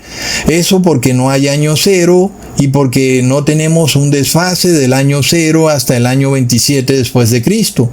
Y por tanto no hay que estar restando ni sumando año 0 ni nada de eso. Así que nosotros vemos, hermanos, que todo cuadra perfectamente. Miremos entonces que según la cronología del Sanedrín judío, estamos supuestamente en el año 5786, lo cual querría decir que a la historia de este mundo aún le faltan 200 años para que finalmente llegue Jesús en el año 6000. O tal vez más de 200 años, ¿verdad, hermanos? Y estamos hablando de supuestos eruditos, rabinos, que se supone que estudian la Torá letra por letra, o se supone que el hebreo es el lenguaje divino y que el que no sabe hebreo no puede entender realmente la Biblia. Pero ya vemos, hermanos, que todos estos cálculos los hemos hecho en español y ya vemos que los 4 milenios de la historia de esta tierra nos suman 4194 años. Pero si luego le restamos el desfase de los 3 milenios, que son 56 años para el primer milenio, 84 años para el segundo milenio y 27 años para el tercero, y luego eso se lo restamos a 4194, eso nos da que la historia de este mundo debe terminar en el año 6027. Así que, hermanos, es muy posible que en el año 2027 o en el 2028 ocurra la unción final del Espíritu Santo de Jesús, que debe ocurrir para poder preparar a los 144,000 santos de Dios para que puedan enfrentar los terribles eventos finales que ningún ojo ha visto ocurrir, y serán eventos terribles que nunca volverán a ocurrir jamás. En este caso, hermanos, la crisis del número, el nombre y la marca de la bestia es una crisis que podemos ver claramente que será ayudada por la inteligencia artificial, por cámaras de identificación biométrica y básicamente por un rastreo, por un espionaje a través de celulares, que será algo verdaderamente impresionante, hermanos. Sin embargo, vemos que Dios no nos ha dejado huérfanos. Dios nos revela esta cronología exacta para que nosotros no vayamos perdidos y sepamos en dónde estamos parados, hermanos. Estamos parados a las vísperas de un año supremamente importante, el año 2027. Seguramente pasará desapercibido para el mundo entero, ¿verdad, hermanos? Recuerda a quién le importó que el rey Evil Merodach liberara al rey Joaquín y lo sentara en su mesa, ¿verdad? Tal vez solo a los entendidos, a los rabinos que de verdad adoraban a Dios en espíritu y en verdad, a muy pocas personas que cuando escucharon lo que había pasado dieron gloria a Dios porque sabían el tremendo significado profético que tenía este acto impredecible del rey Evil Merodach. Imagínate que un rey enemigo te libere de la cárcel y te ponga a comer contigo en su propia mesa. Es algo de locos, y fue lo que le ocurrió al rey Joaquín de Judá, y era en sí mismo un evento altamente profético, y sin embargo muy pocas personas se apercibieron de lo que estaba ocurriendo. ¿Ustedes piensan que tal vez ocurrirá lo mismo en los años 2027 y 2028? Pues yo pienso que sí, hermanos. Muy pero muy pocas personas entenderán que es lo que está ocurriendo, por qué esos años son tremendamente importantes y sobre todo, hermanos, que la cronología de Dios no falla. Algo va a ocurrir y tal vez no será importante para el mundo, pero para la cronología divina marcará un antes y un después, hermanos. Ahora, para aquellos que son hipócritas, para los que tienen un pie adentro y otro afuera, para ellos, sabes, a pesar de que estas cosas sean reveladas, no podrán dimensionar la importancia de estos eventos y tomarán esto de forma casual, lo tomarán como si no fuera nada, hasta que pronto será demasiado tarde. Tal vez para ellos estos años pasarán como cualquier otro año. Aquí uno puede ver el cumplimiento de la profecía de las vírgenes sabias. Jesús viene como un ladrón en la noche. Pocos fueron los que en el momento en que Jesús se estaba bautizando escucharon esa voz del cielo que decía: "Este es mi Hijo amado, en quien tengo complacencia". ¿Verdad, hermanos? ¿Quiénes fueron los que escucharon la voz? Muy pocos, solo los que estaban pendientes de la venida de Jesús. Es de locos, hermanos. Ustedes recuerdan mi video La Ruta al Anticristo, donde analizábamos las similitudes entre lo que ocurrió en el gobierno de Hitler en la Alemania nazi con respecto a lo que está ocurriendo en nuestro mundo actual. En ese video yo les revelé que en Alemania ocurrió un terrible periodo anárquico llamado la República de Weimar, donde había una inmoralidad rampante, pero la inflación, la pérdida de poder adquisitivo del dinero también estaba desbocada.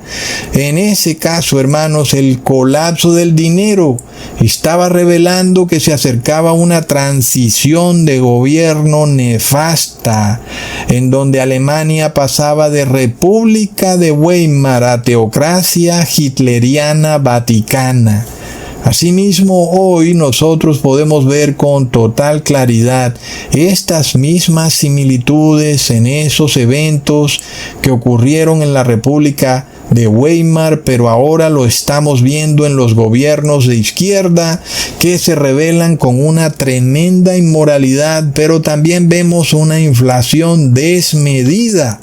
Hermanos, miremos que durante la República de Weimar, la onza de plata llegó a costar 1 trillón de marcos alemanes y una onza de oro llegó a costar 10 trillones de marcos alemanes. Esto no quería decir que el oro y la plata aumentaron de precio. No, lo que quería decir es que la moneda de Alemania, el marco alemán, estaba perdiendo su valor al tal punto que literalmente una onza de plata costaba 1 trillón de marcos alemanes. Y si tú querías comprar un pedazo de pan, tenías que tener 20,000 millones de marcos alemanes. Es una cosa de locos. Entonces miremos, hermanos, que hoy, justo hoy, la plata se está comportando o se empieza a comportar de la misma exacta manera, hermanos. Es de locos. Cuando tú comparas lo que está pasando con la plata hoy versus lo que pasó con la plata en la República de Weimar, es exactamente lo mismo. ¿Lo entiendes? Hermanos, esto no es coincidencia. Para nada, hermanos. Esto nos revela que vamos a un punto de inflexión, a un punto de cambio drástico. Miremos, hermanos, que cuando uno mira la cronología de Dios, uno puede ver que puede transcurrir un buen tiempo entre evento y evento, pero que se cumple. Hermanos, la cronología de Dios es exacta. Ahora nosotros nos acercamos al 2027. Será un año de extrema importancia. Ya veremos qué pasa. Pero las señales nos revelan, hermanos, que vamos a un punto de cambio, a eventos que van a llevar a las personas al límite, que van a hacer que las personas pidan a gritos un cambio en el gobierno, un cambio en la manera en que se administran a estos seres humanos inmorales. ¿verdad? Un cambio de república a teocracia. Ahora, si nosotros entendemos esto con visión profética, uno puede ver que las riquezas son una trampa. Pueden llevarte a que seas una persona confiada porque tienes dinero y entonces no necesitas nada de Dios. Esto es lo que le ocurre a los ricos, que en la profecía de Santiago 5 aúllan de dolor, ¿verdad? También puede pasarle a una persona pobre que ha confiado en lo que sea que tenga guardado. Y también puede pasarle a alguien que quiera guardar plata y oro pensando que eso lo va a librar de lo que está por venir a este mundo. Así que en parte puede ser bueno que tú compres una monedita de plata o algo pequeño de plata. Sería bueno, y hablamos de plata porque el oro ya sí que es incomparable. Pero hablando de plata, sabes, aún una persona no necesita invertir muchísimo dinero para comprar una onza de plata, es algo así como $100. Y ya vemos, hermanos, que si el metal sigue esa misma trayectoria de la República de Weimar, de repente esa pequeña monedita de plata te puede ayudar, te puede servir en algún tiempo de crisis, ¿verdad? Pero si luego tú piensas que estás como que protegido, que estás salvado, que esa monedita de plata ahora es como un amuleto para ti y que de repente pues ya no necesitas ni arrepentirte, entonces ahí serás tú quien arroje esa moneda de plata a las calles. Leamos en Ezequiel capítulo 7 versículo 19: arrojarán su plata en las calles y su oro será desechado, ni su plata ni su oro podrá librarlos en el día del furor de Jehová. No saciarán su alma ni llenarán sus entrañas, porque ha sido tropiezo para su maldad. Miremos, hermanos, cómo todo se cumple de una forma exacta. Así como en los tiempos en que el rey Nabucodonosor atacó a Jerusalén, que en ese momento de qué sirvió la plata o el oro, ¿verdad, hermanos? Simplemente nadie compraba ni vendía nada. El que tenía comida no la iba a vender por ningún motivo. ¿De qué podía servir el oro y la plata entonces en esos momentos, verdad? Pero sin embargo, las personas de alguna manera olvidaron arrepentirse y pensaron que tenían guardada plata y oro y que eso los salvaría de cualquier terrible crisis. Y ya vemos, hermanos, que de repente la ciudad fue sitiada y no hubo ni oro ni plata que los salvara de la desgracia.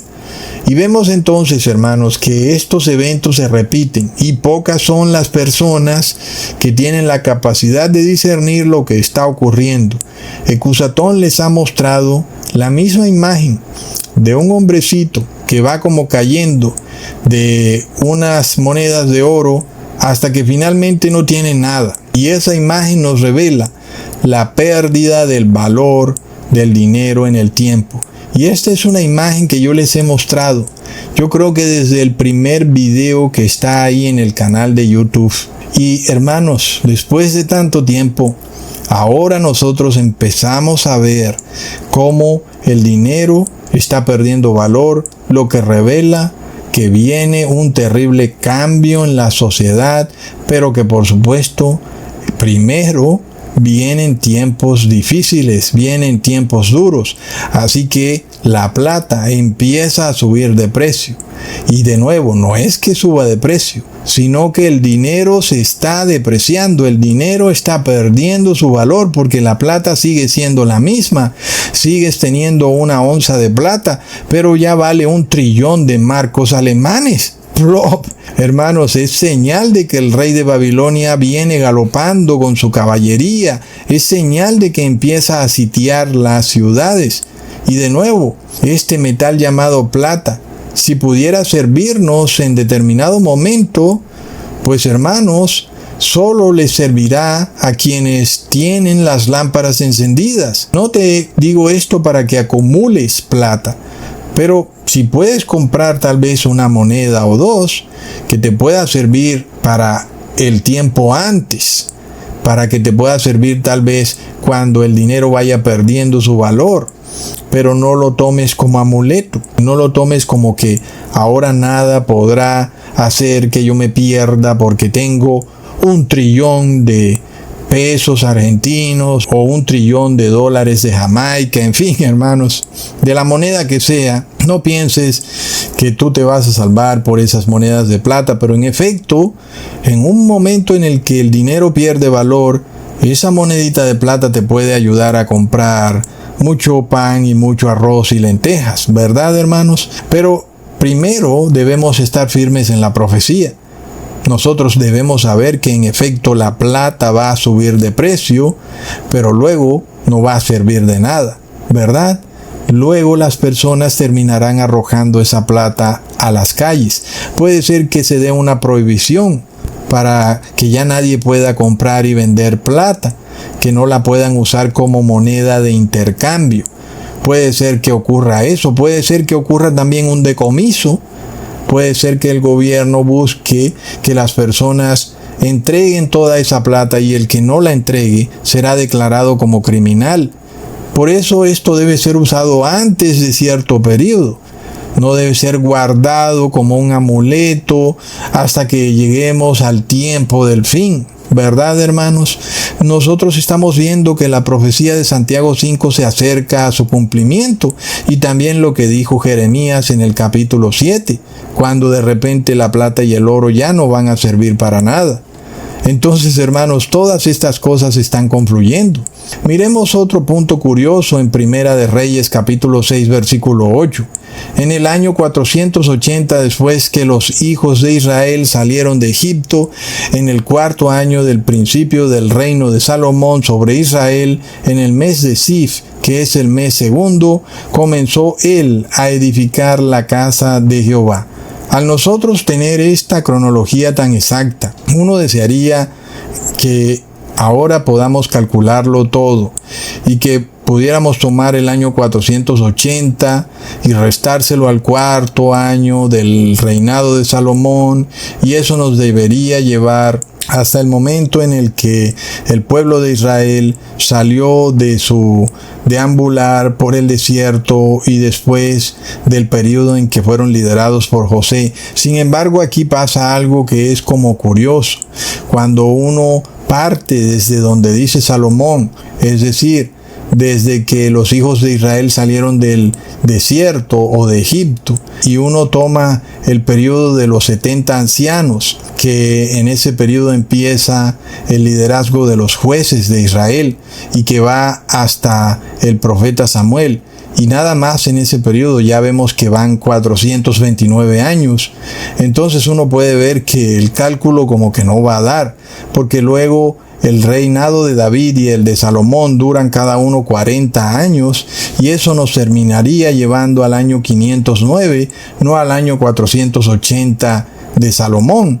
Y en este caso nosotros tenemos que entender lo que ocurre aquí, porque no hay vuelta de hoja, hermanos. Nuestra cronología es perfecta, y sin embargo un punto clave que tenemos que entender cuando se dan estos periodos de tiempo es la concepción que ellos tienen de los reinados o liderazgos que ocurren, que es un poco distinta a la concepción que nosotros tenemos. En este caso ya lo hemos visto, que cuando Mateo dice desde Abraham, no se refiere exactamente desde Abraham. Nosotros tenemos que hacer el cálculo desde que termina el Éxodo, pero partiendo desde que Abraham sale de Harán. Entonces, ahí vemos que esto presenta una dificultad adicional. La otra dificultad es en el calendario antes de Cristo, después de Cristo, que también no hace parte del calendario judío y que le da también un cierto grado de dificultad. Y otro punto que también le da dificultad a este cálculo es cómo ellos miraban el gobierno de esos jueces, porque cuando nosotros miramos en nuestra cronología, nosotros tenemos separados claramente la duración del gobierno de cada juez. En este caso, por ejemplo, Otoniel, y etcétera, etcétera. Sin embargo, puede ser que para ellos, algunos de estos jueces tenían un reinado que podía considerarse como uno solo y que no era visto como por separado. Y en este caso entonces uno pudiera hablar que ese periodo de jueces tenía cierto tipo de solapamiento para ellos, es decir, que ellos no lo veían como jueces separados, sino como un solo gobierno. En este caso, por ejemplo, uno pudiera tomar el periodo de los 70 jueces y del tiempo que gobernó el tirano Cusán Risataín, y que ese periodo sería mucho menor al que nosotros tenemos establecido en la cronología. Y nosotros, por ejemplo, podemos ponerle 8 años. De la misma manera podemos unificar el periodo de Otoniel, de Ehud y de Eglón en un periodo, por ejemplo, de 81 años. Y luego también podemos unificar a los jueces Jabín y Barak en un periodo de 40 años. Así también unificamos a los madianitas, a Gedeón y a Abimelech en un periodo de 36 años, luego a Tola y a Jair en un periodo de 23 años, a Filisteos y Jepté en un periodo de 12 años, y luego unificamos a Ibsán, Elón y Abdón en un periodo de 12 años, y finalmente unificamos a los filisteos y a Sansón en un periodo de 40 años, y luego a Elí en un periodo de 40 años también, para un total de 284 años, que es un periodo que sí nos permite hacer el cálculo de los 480 años hasta el cuarto año del reinado de Salomón. Entonces, básicamente, esto es algo que la mayoría de estudiosos de la Biblia hacen, que es unificar los periodos de gobierno de estos jueces para poder tratar de encajar este periodo que dice el rey Salomón.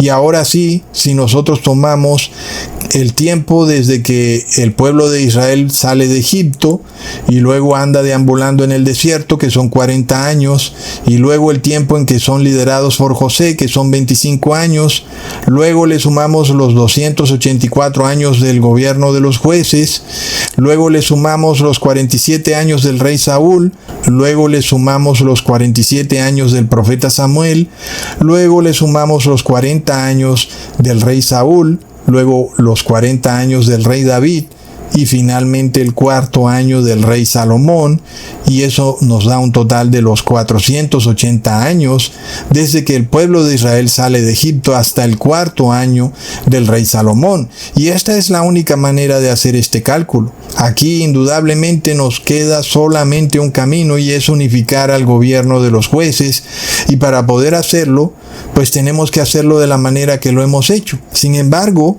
nuestra cronología sigue siendo totalmente perfecta. Es decir, no sé quién puede decir que nuestra cronología tiene algún error, porque ya le hemos hecho todos estos cálculos que hemos visto en este video, y vemos que no hay ningún cálculo que se salga de la exactitud de la cronología decretada por Mateo. Es de locos, hermanos.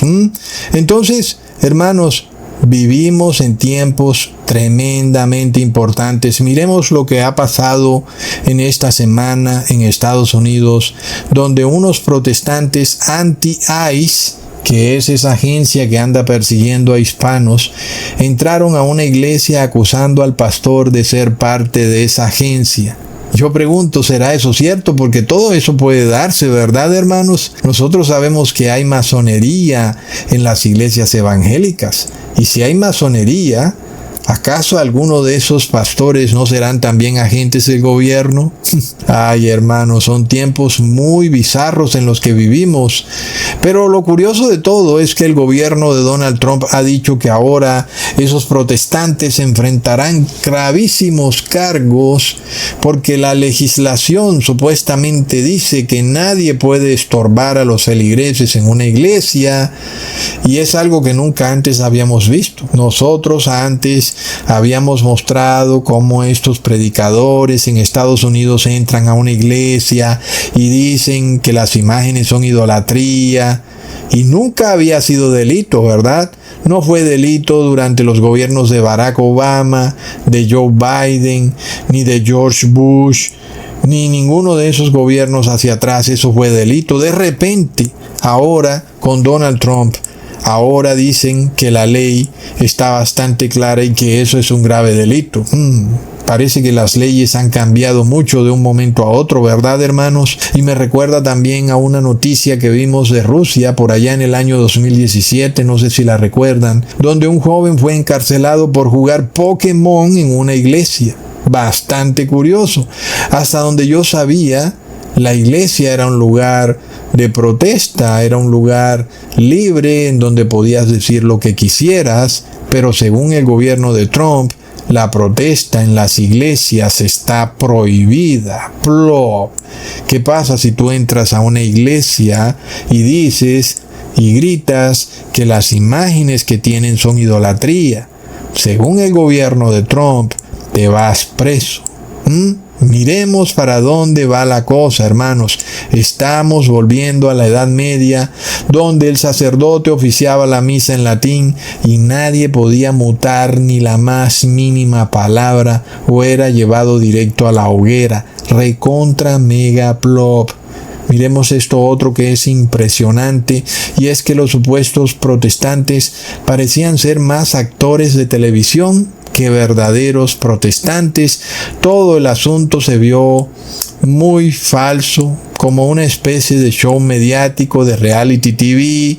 Las personas que protestaban parecían estar muy pendientes de las cámaras. Y de repente, ahora estas personas supuestamente cometieron el delito más horripilante que pueda existir. Esta noticia le ha dado la vuelta al mundo entero. Y sobre todo, lo más increíble, la muy prestigiosa fiscal general de Trump, la señora Pam Bondi, ha dejado a un lado sus casos de sus peligrosos terroristas, narcoterroristas. Todo eso ha quedado en un segundo plano, porque esto que ha ocurrido en esa iglesia es muchísimo más importante. A esto debe caerle todo el peso de la ley. Es un crimen ultra nefasto. Es impresionante cuando tú te detienes a pensar esto, ¿verdad, hermanos? ¿Acaso no son más terribles los crímenes de los traficantes de armas, de los traficantes de drogas, de los que venden drogas en las calles? No, esos crímenes han quedado relegados ante este horrible crimen de estas personas que han entrado a una iglesia a decir unas palabras, y que ahora tenemos a un gobierno que persigue los pensamientos y las palabras y que no persigue las acciones violentas, como ya se los había dicho en videos pasados. Estamos en la policía del pensamiento, hermanos. Es la policía de la Inquisición Vaticana, donde ahora lo que tú dices es discurso de odio. Si hablas en contra de la iglesia corporativa masónica aprobada por el gobierno, la iglesia de Roma con su idolatría, con su domingo, con su Trinidad, si hablas en contra de eso, eres el peor criminal, ¿verdad? Los asaltantes, ladrones y todos esos locos son personas que, se equivocaron en un momento de sus vidas, pero no son tan malos.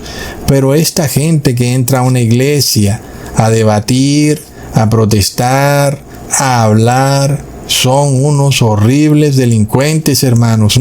Ya vemos para dónde va esto. Se empieza a perseguir el discurso de odio.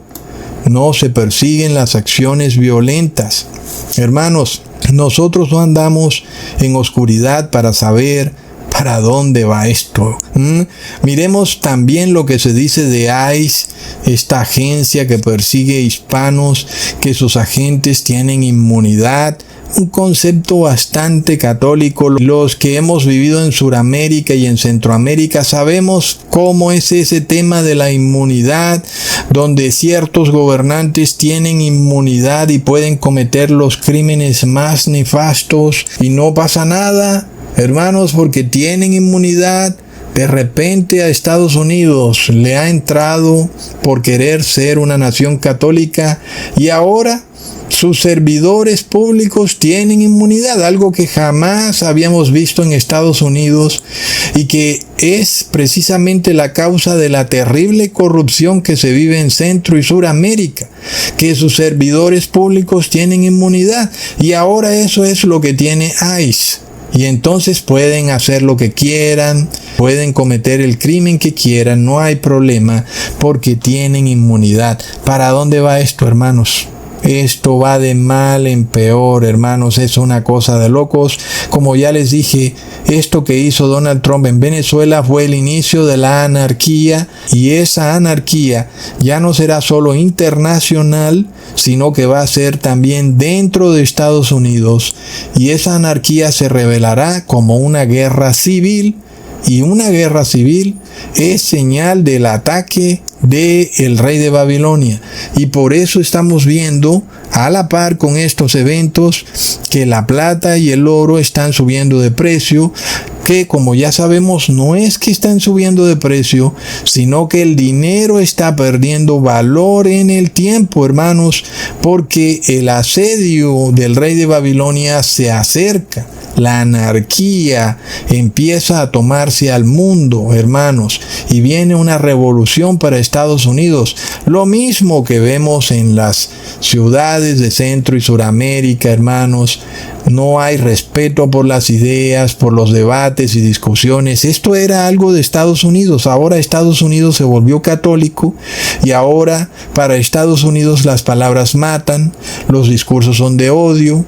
Ahora entonces hay corrupción, hay inflación, hay guerra civil, hay violencia, hay polarización, todos los mismos problemas de las naciones de Centro y Suramérica. Es de locos, es algo que está a plena vista, hermanos. No sé cómo no lo pueden ver la mayoría de las personas.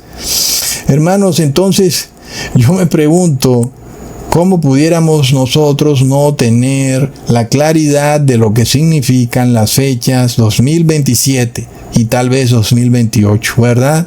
Hermanos, tenemos nosotros la muestra de las señales de que algo viene para el 2027. Lo tenemos bastante claro, hermanos, no solo en la cronología divina, sino también en los eventos que se están revelando, en la inflación, en la manera como Estados Unidos está empezando a actuar, en donde no persigue las acciones violentas, no persigue a los criminales, sino que persigue a las personas que debaten, que hablan, persigue los discursos, los pensamientos. Es impresionante, hermanos. Y no hay una iglesia que busque con mayor afán el concepto de inmunidad que la Iglesia Católica. Si fuera por el Vaticano, si el Vaticano pudiera, le diera inmunidad a todos sus sacerdotes pedófilos, todos serían inmunes, ¿verdad, hermanos? Qué terrible esto, pero no nos olvidemos que el Papa se declara inmune, infalible, y que todas las naciones tienen que aceptar todos los crímenes que cometa el Papa de Roma, porque él es inmune e infalible. Impresionante. Bueno, hermanos, no me extiendo más, pero ya ustedes ven, hermanos, que estos eventos se están formando de una manera increíble. Y nosotros vemos, hermanos, ¿por qué el concepto de devaluar el dinero es tan necesario para una teocracia? Sobre todo porque esto ya lo ha hecho la Iglesia Católica en Centro y Suramérica, que es donde tiene su bastión de seguidores. En este caso, si tú quieres tener una teocracia y que las personas estén sometidas a tu teocracia, tienes que destruir la clase media. Y la manera para destruir la clase media es destruir el valor del dinero, es destruir el poder adquisitivo del dinero de la noche a la mañana, sin que te puedas dar cuenta, sin que lo sepas. Tú has pasado de ser de clase media a clase baja. No te diste cuenta porque han destruido el poder adquisitivo de tu dinero. Y por más que tú trabajes, tu dinero cada día compra menos y menos, hasta el punto en que serás llevado a tener que pedirle ayuda al gobierno para una cosa o la otra, sea para comer o para estudiar o para pagar tus servicios. Algún subsidio de repente vas a tener que necesitar y entonces vamos a tener que orar mucho, hermanos, porque siempre que estemos sometidos a subsidios del gobierno, a créditos del gobierno, a ayudas del gobierno, somos literalmente esclavos del gobierno. Estamos en un grave problema. Somos esclavos del rey de Babilonia, esclavos del rey del norte, hermanos. Tenemos que entender nuestra situación. Así que Dios no quiere para nosotros que seamos miserables ni paupérrimos, como ocurrió en la Revolución Francesa, en donde de repente muchas personas que eran prestantes en la sociedad se convirtieron en limosneros. Para nada Dios quiere eso para ti. Antes Dios te quiere libre, libre de la deuda, libre de los subsidios, libre de toda ayuda del gobierno, que tú puedas sostenerte por ti mismo. Pero recuerda, Dios honra a los que le honran y los que confían en Él jamás serán defraudados. Leamos en Salmos capítulo 25 versículo 3. Ciertamente ninguno de cuantos esperan en ti serán confundidos, serán avergonzados los que se rebelan sin causa. Hermanos, nosotros ya hemos podido comprobar esto, ¿verdad? En todo este tiempo, recordemos cuando se impuso el 666, cómo de todas estas personas que han fallecido, que de repente han sufrido enfermedades, cánceres, tragedias, a raíz de que han recibido el 666, y sin embargo Dios nos protegió de esa nefasta decisión. Dios nos protegió de caer víctimas del 666. Hemos podido comprobar que ciertamente ninguno de cuantos esperan en ti serán confundidos. Lo hemos comprobado, hermanos. Así que nosotros sabemos que aunque los momentos que se acercan serán duros, Dios no nos va a abandonar, hermanos. Nos acercamos a los 6,000 años de la historia de este mundo y tenemos que hacernos esta pregunta. ¿De verdad amamos la ley de Dios? Porque debemos entender que la ley de Dios permanecerá eternamente, por toda la eternidad. Imagínate si tú tienes un problema con la ley de Dios. Estás como en una situación un poco difícil porque es algo que va a existir eternamente. ¿Cómo pudieras tú querer irte a un reino donde no estás a gusto con las leyes de ese reino? Por ejemplo, ¿acaso te irías tú a Norcorea sabiendo que en Norcorea no hay libertad de expresión? Bueno, nadie se quiere ir para ese país, ¿verdad, hermanos? Y es lo mismo, que si a ti no te gustan las leyes de Dios, ¿cómo fuera que tú quisieras irte para la nación de Dios, para la santa ciudad? Hay un problema grave. Entonces, en estos momentos tienes que aprender a amar la ley de Dios, meditar en sus mandamientos para entender por qué son perfectos, por qué te convienen, porque es algo que es bueno para ti, que es deseable que tú practiques la ley de Dios y que te va a traer bendición y que aún en la aflicción te van a ayudar a salir de la aflicción. Y debes meditar en eso para que aprendas a amar la ley de Dios, porque de repente, si no puedes lograr amar la ley de Dios, de manera que cuando violes la ley de Dios algo te duela internamente en tu corazón, pues estás en una situación en la que debes entender que si Dios te llevara a la santa ciudad, serías eternamente infeliz. Dios no pudiera tenerte en la santa ciudad porque tú eres contrario a su ley. Eres realmente una persona que, aunque manifiestas amar a Dios en lo profundo de tu corazón, no deseas las cosas de Dios, no deseas la ley de Dios. Y resulta que la ley de Dios es Dios mismo. Dios es la ley. Dios es la ley viviente y su Hijo Jesús es la ley hecha carne.